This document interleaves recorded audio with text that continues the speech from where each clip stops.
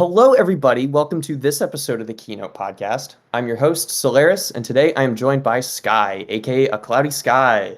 Yo, what's up? So Skye is a producer, composer, and vocalist who is native to New York City, and he has a unique style of electronic music that is fusing melodic bass with the sounds of post-rock, and has received the support of numerous well-established names in the scene, such as San Holo, Porter Robinson, ILLENIUM, and Martin of Noisia and Zonderling fame. Welcome to the show. Thank you so much. Thank you for having me. So first, let's just start off with, how are you doing today? I'm doing pretty good. I'm just kind of chilling. Low-key bored because I'm kind of in this like weird position where like all my summer stuff is like kind of done and I'm just kind of waiting to go back to college and hang out with the people in Boston. But yeah, I'm doing pretty good right now. So let's start off by telling you about, so I just wanted to congratulate you first of all on your successful campaign, the vinyl campaign on Bandcamp for your album Blood Rushing, like Current Through a Powerline. Yeah, I'm super excited about that. So it's like that it like got funded with still like 2 weeks left. It's like totally insane to me. Do you want to talk a little bit more about that album then? Yeah, I'd be down to do that. So yeah, I guess I started making that album a little bit before like my first like semester of college, and the album itself is like very much about like kind of like the change in my life, like going to like new places, like having new experiences, and like while also still like going into like this new part of my life with still having like some regrets about stuff I like never got to do, or like amends I never got to like make. And so that's, I think, a big part of like that album's identity. And also, of course, while writing it, the pandemic happened, and that also it changed a lot of the kind of ideas that I kind of went into the album with. It's like, okay, so like this is, I guess, part of the new thing that we're doing now. And so like the album itself is like, there's a lot of parts that I kind of consider to be like sort of post-apocalyptic, especially like taking into account the world I try to like build around my music. I think the song that I think these themes like most show up on is definitely like Relay Scattering. That song to me is just straight up about like the world ending and like knowing it's like going to end, but like there's like not a whole lot you as like one person can do about it. So you're just kind of like, okay, I'm going to make the most of like what I have around me at the moment, and just live my life as like much as possible. And yeah, I think, yeah, that the album means a lot to me. I'm really happy with how it came out. I'm super satisfied, but like, I'm just glad that like people ended up liking it. It was like, I took a lot of, I felt very, I guess, more vulnerable in certain parts of making it than I've done with like a lot of my previous work. And I was definitely like worried that like it would have come off a bit weird to a lot of people, but I don't think that's been the case. And I'm super grateful for that. Mm-hmm. I think that you're probably one of the most highly regarded artists definitely in this kind of, underground scene, because basically all of my friends I know just absolutely adore your music. That's awesome. So, let's just talk about then just a little bit of your history then. So how did music then kind of start for you? Oh yeah, I've been making music since I was like a kid and had like GarageBand on like my first computer, and that was like, I don't even remember like how long ago that was. I must have been like 11 or 12 or something, and like I think around that time also like Skrillex dropped like Bangarang or one of his EPs, and like that is like what got me into like electronic music. I just heard all these like crazy sounds like happening in the songs, and I was just like, how can I make this? Like I want to try and do something like this, because it was like nothing I had like ever heard at the time, being like raised with like, a lot of alternative pop and like rock music. This was like something really new and exciting to me. And I think when I started making or trying to make that kind of music, I just searched up how to make like dubstep online. And yeah, the first result was like some really awful like sample based web browser where you couldn't really make your own sounds. You just like chose from like different drum samples and like dubstep bass samples and like arrange them together to make a song. Are you talking about Audio Tool? I am not. This was like something that I found before Audio Tool, and I was like, I really wanted to like make my own sounds, and then like I think the second result was Audio Tool, and I was just like, okay, this actually has like synthesizers and stuff. This like feels like an actual like program, and that's what led me to like using Audio Tool, because it just like I remember like making like my first song in it with like the built-in synthesizers that it had, and I was just like, I made all of this. This is so cool, and I was super excited about that. And I think the first song I ever made with Audio Tool is still up on my account. If you like, Solar Beeps. Solar Beeps, hell yeah.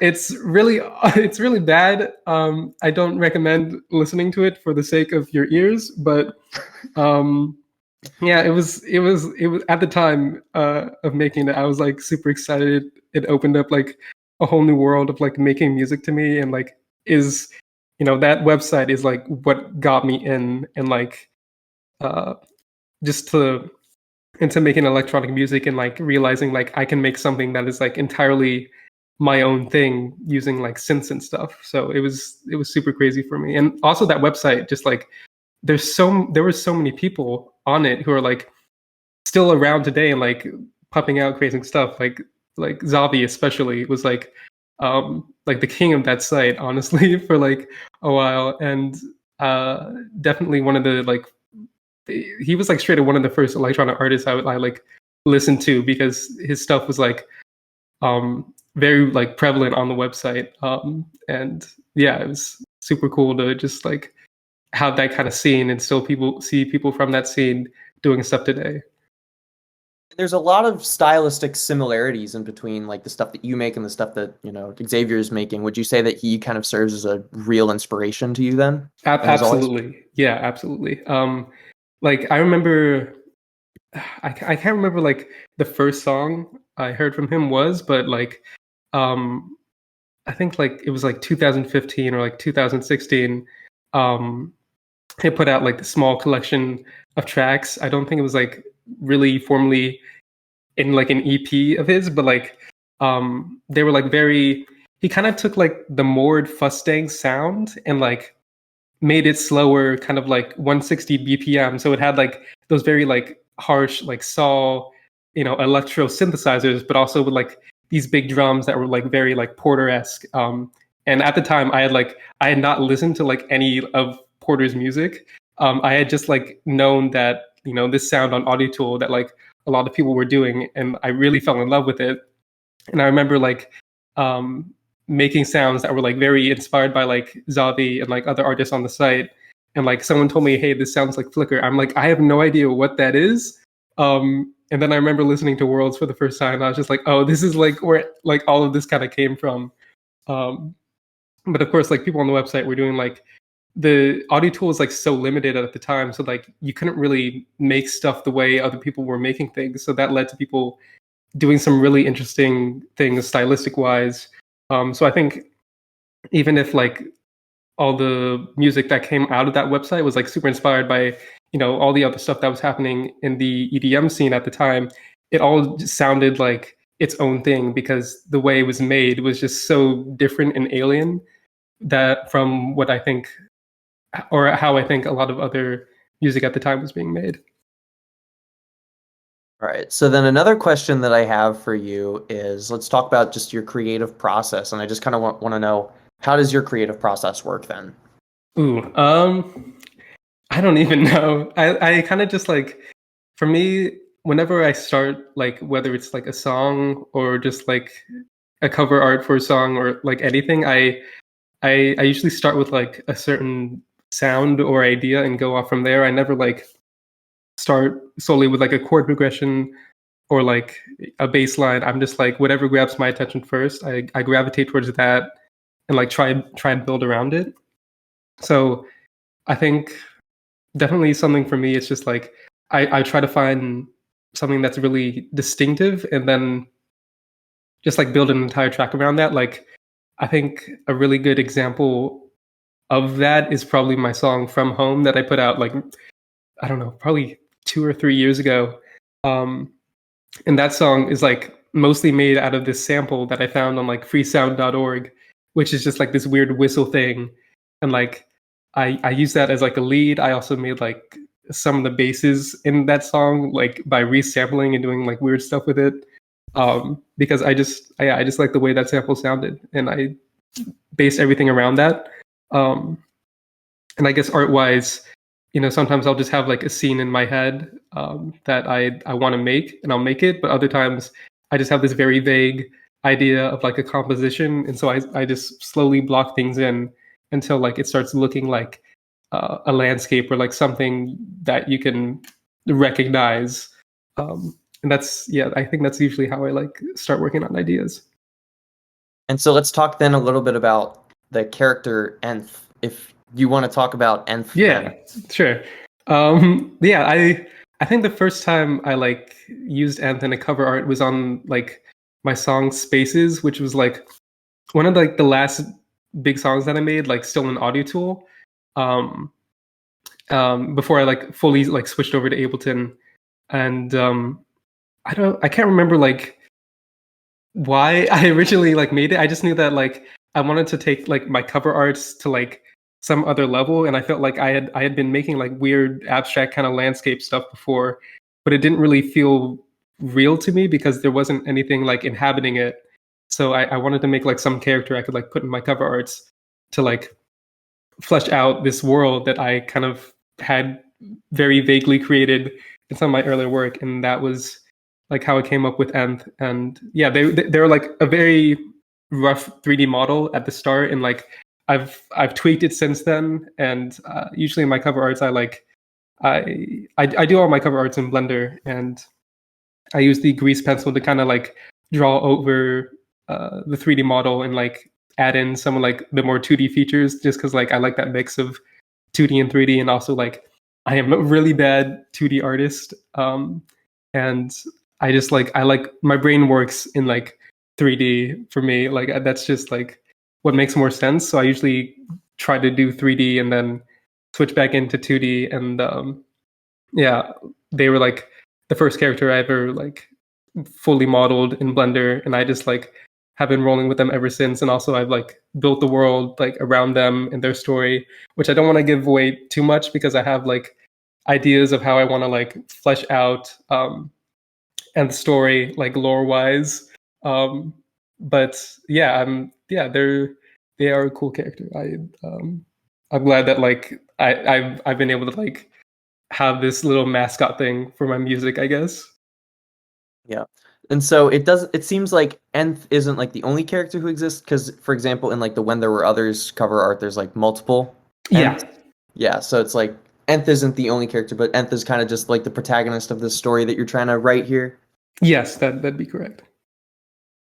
All right, so another question that I have for you then is just kind of, what is it that you like enjoy about, being an artist then? That's a good question.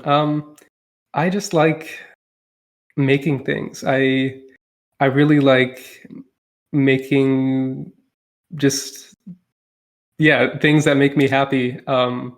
And I get sometimes I'll like watch a movie or something, and I love being able to like get really motivated by watching that movie and just like make something inspired from it, or like being able to turn like an emotion that I'm feeling into like something I can like run back and enjoy in a way. It's kind of like, I don't know, recording my thoughts onto like something, I guess physical. I'm not necessarily physical, but like something that like exists in like an actual space instead of just like in my head. And I think that whole process is something that's like really satisfying to me and is a process I really enjoy doing. So I think, yeah, for me, being an artist is just making things that I feel like I just need to make. That's really cool. And so then with the art, how did, I guess, art start for you? How did you start making, like, how did you start with the whole kind of graphics? Yeah. So I think art started around the same time as like my music did, but I wasn't really making art for my music at the time. I was doing Minecraft animations. Yeah, it's like I was very into Minecraft at the time, and like when I think Minecraft, it's kind of hit like a new peak now with all like the Minecraft YouTube stuff. But like back then, it was at like that first peak with like what Minecraft 1.2.5 or something, and everyone was like making Minecraft animations, and there was some like crazy talented like animators making Minecraft animations. Like I remember like Slam a Cow, just like straight up like Pixar level like quality like Minecraft animations like that people were putting like insane amount of effort into, and like seeing that like got me like super inspired to just like start doing that myself.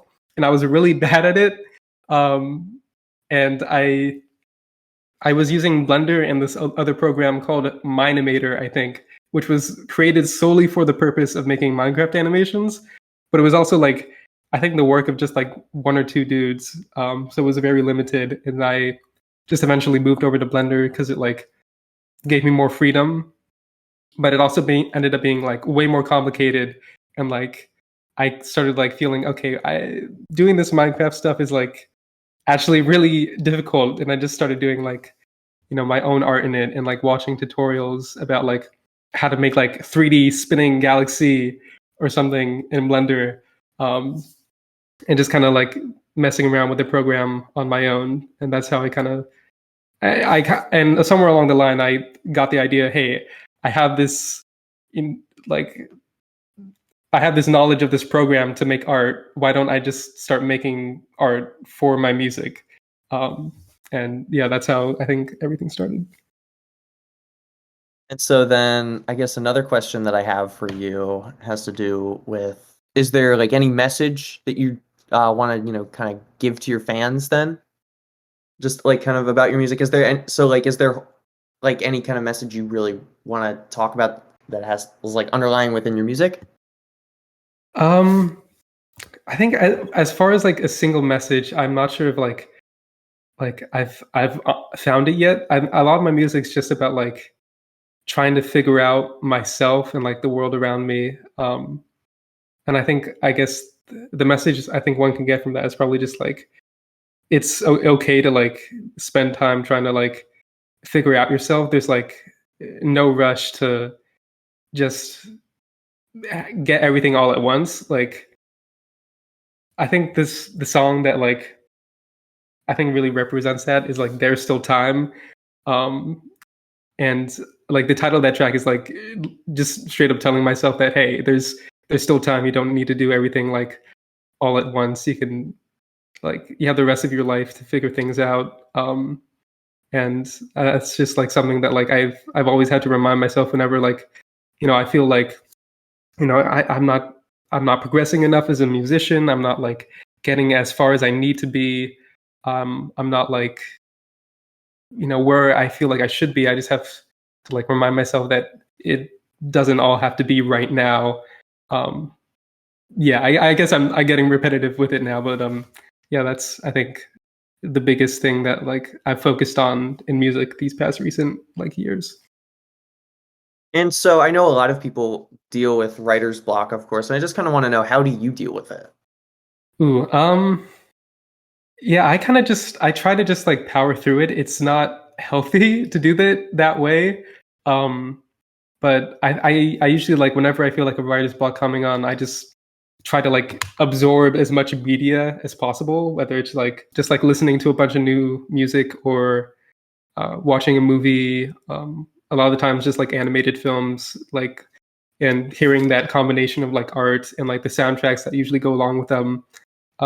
Usually gets me like super motivated to make stuff. So yeah, I guess my suggestion to like anyone who just has writer's block is like definitely don't force yourself through it, but like just like try and find new things, and you'll get through it for sure.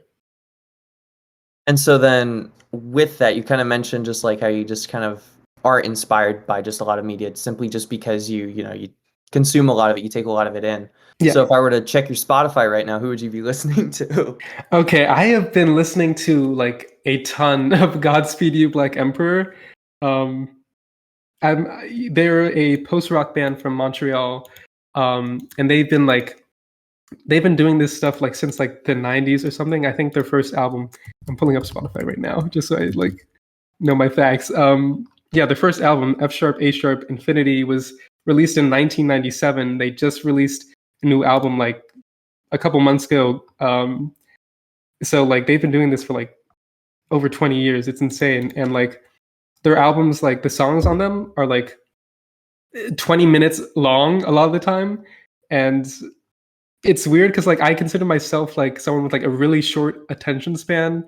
Like if someone's like, or if something's taking too long, I like usually kind of like my mind starts drifting. But for whatever reason, like this band is somehow like able to like capture my attention for like all of those 20 minutes. And the songs are like, you know, vary from like being super hopeful, super like devastating and dark, and being dreamy. They do really crazy stuff. Like I think they're definitely the band that's like inspiring the most, me the most at the moment. And definitely since you've kind of, I guess, kind of dived more into this kind of post-rock sound, especially since probably the deep ends, you really kind of took more of a post-rock approach. So was that just kind of a natural kind of progression then, would you say? Yeah, I mean, I think like I've been wanting to make post-rock for like a while now. I think like I wouldn't say like one of the first songs I've made because I've been doing this for a while, but like one of the first songs I made that like got big was a Parting Gift, and that to me is like one of that to me is like a very like post-rock inspired track, and that was let me see if I can, that was like, yeah, like 3 years ago. So it's definitely been something I've had in mind for a while. I just think like I can be like very unfocused sometimes I'll like fixate on something and then like I'll actually, you know, fixate on something else for a while, and then I'll come back to that thing that I was kind of fixated on earlier, and it like resonates with me in like a way it didn't before. And I feel like it's just been like that on and off with like post rock, and I feel like I'm slowly reaching towards like a median point where like I can incorporate it into my songs like as like a natural thing, and not just like an idea that like I was like super obsessed with at the time. But like, yeah, now it's like definitely, you know, a sound that I've completely like fallen in love with and I want to mess around with more. And so then, since you've kind of found, I guess you've been kind of, you know, finding your way through progressing, just trying to find your style, then what's been the biggest challenge for you along the way? I think definitely like I'm not always, I find it difficult to like create a lot of rock music when I'm not like with like an actual guitar. And because I kind of like move around a lot between like being in Boston, being in New York, I'm not always like in the same like musical space that I feel like I need to be in order to like consistently like make some of the music that I want to make. And that has definitely been a challenge. Like I remember like I was in New York with this guitar that I recorded the deep ends, There's Still Time with. And then when I went back to Boston, I didn't have the same guitar because it was kind of too big to carry, but I had a different guitar, which was like an acoustic electric one. And it had a different sound to it. And it was a bit difficult to get that kind of post-rock sound using like an acoustic electric guitar. It's like very much not the kind of guitar you want to use for that. And I just had to make it work though, because that was like what I had.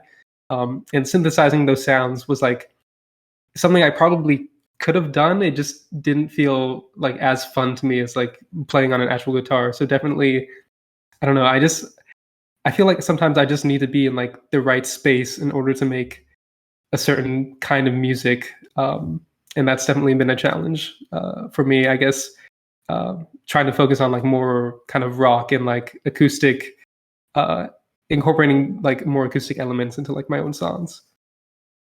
And so like you're talking about the fact that you kind of switch between going from, you know, being in New York and then being in Boston. So then you don't really, would you say you kind of have like some sort of setup that you have, like, for example, at home in New York that you like don't really have when you're in college at Boston? Yeah, I think it's mostly just like the instruments that I have around me. Like my family is like in general like a pretty musical family. Like my brother is like very much into like techno stuff, so he has like a bunch of kind of random synthesizers laying around. And my dad was like in a band growing up, so he has like a bass that I used on I think a couple tracks on the album. And my mom as well also now is like learning how to play guitar because she's like her and her friends are like have made this kind of band, which is really cool. And I think when I go to Boston, I don't really have those things there because I'm like not with like my family who's like super like musical and stuff. So it's more just like the people who I'm around and like the instruments I'm around are just straight up not there. So that I think is the difficult part. But I recently like invested like in audio interface, just so I can like directly plug like my guitar next time into like my computer, because the way I actually recorded a lot of the guitar on Blood Rushing Like Current Through a Powerline was that I pointed my microphone towards the amplifier that I was using for my guitar instead of like doing it from the line-in, which was it gave an interesting sound, definitely like very rough, but like I'm hoping that like I think being able to like just straight up plug my guitar next time into my computer will like let me get a cleaner sound and like be able to like manipulate what I have more into like what I want.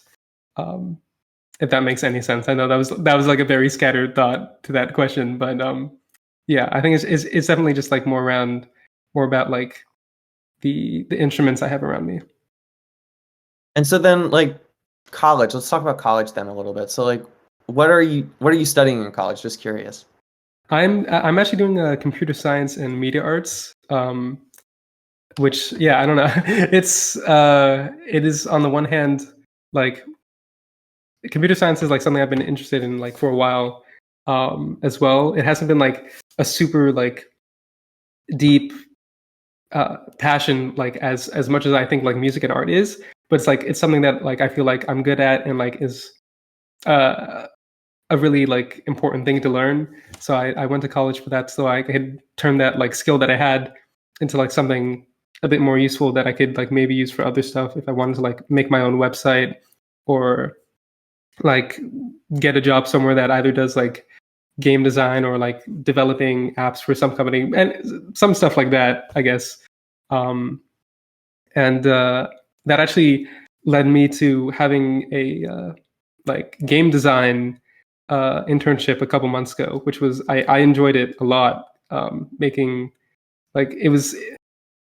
I actually don't know how much I'm allowed to say because I was under NDA, but yeah, it was a very cool internship. I got to work on some really like exciting projects, and it was for this startup, and they did like children's like I was basically making like educational like children's video games, which is like a weird thing that I never thought I would have like fun making, but it was actually really cool because we were able to like make these games, and then they were able to like get a classroom of kids to like actually like play them, and it was like really cool because like I was doing a lot of the visuals as well as the programming for it, and like seeing like something I made having that impact like in real time was like something I really liked. And it's like one of those things that like I never thought doing like computer science would like lead me to. So it's definitely been something that I'll be wanting to explore more in the future.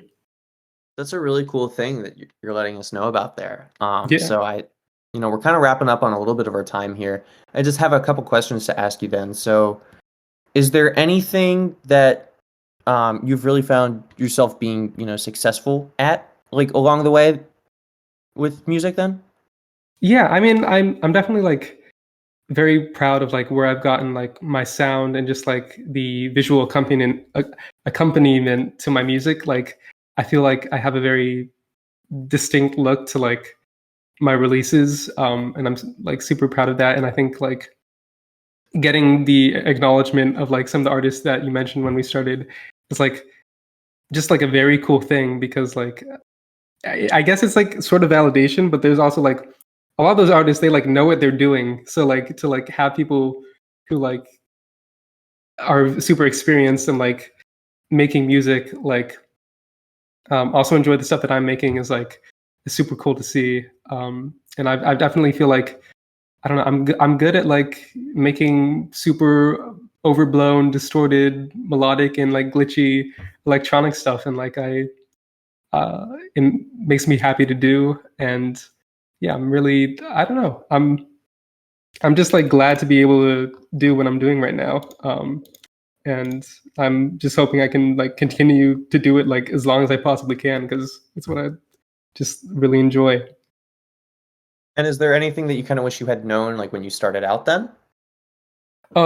Yeah, I guess I really wish like I had actually, honestly, like I think the best advice I could give as far as like people who are starting out, and like what I wish I had like known, was just like it takes time to like get good at something.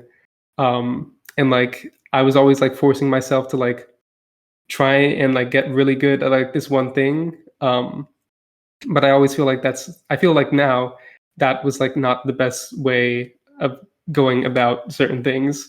And it's much more, you're going to have a lot more fun making music if you just like do what you want to do. And yeah, just like make what you want to make, and don't feel like pressured by what other people are doing. And like or like, I guess not necessarily like following trends, because honestly following trends can be like fun as hell if like the trend is like, I don't know, like it's something that you already like to make. But like, yeah, I'm like super, I don't, this is like a bad answer to this question. But yeah, I just think like I was making like what I wanted to make like from the very start. And that's something I wish I had done earlier. All right. So then another question that I have for you, kind Yeah. of going off of that, has to do with, is there anything that you're still kind of, curious about learning about with production then? I definitely want to get a deeper understanding of like mixing, because that's definitely like I've struggled with for like so long, just like because I want to mix my tracks in a way that like of course have like that really big distorted overblown sound, but like also have like a focus to them. And it's something that like I feel like me pulling off is like totally random sometimes. Like I don't have the control over it that I want to. And like it's weird because like I'm starting to like watch YouTube videos now about like mixing stuff, which is like something that I maybe should have done earlier. So I guess that answers the previous question. What's something that I wish I'd known earlier? Maybe like learning some of the fundamentals about mixing is like kind of important. But yeah, I'm definitely, I think I've in these past couple months I've gotten a lot better at like mixing, and like I've found some like cool videos about like some stuff to like keep in mind while mixing. And it's made me more confident about like some of the stuff I'll put out in the future, because like I remember like the past, both like A Place for Mountainside and like Blood Rushing like Current Through a Powerline, I just like I put them out without like 100% knowing if the mixes sounded good or not. Like I had sent it to people earlier and they were like, yeah, it sounds good. But I was like, my ears had been like fatigued from like working on the projects for so long. And it's kind of like, it's kind of hard to gauge if like you yourself are like confident in that and how it sounds or not. And I think I've definitely gotten better at that. And I think it's definitely something I want to continue to get better at. And is there like any plans for the future that, you want to tell us about right now, or still trying to keep things under wraps? Still trying to keep things under wraps, because like I said, I'm like, I can be very unfocused at times. I'm very wary of like announcing things or talking about things before they're actually done, because I've worked on projects before where like they have actually gotten done and they just don't get released, either because like I just wanted to move on to something else, or Like I just didn't think it actually sounded that good. So yeah, I think I'll keep things under wraps, but definitely I have some really big ideas right now that I'm super excited to start working on. So definitely keep a lookout for those. Well, that is really exciting to hear, and I just also really appreciate having you on the show today. No, thank you for having me. I apologize if I was like super spaced out during the entire thing, but like it was super fun to talk to you. Of course. So anyways, I'm Solaris, and this is the Keynote Podcast where I've interviewed Skye, aka acloudyskye, and thank you for listening. Thank you.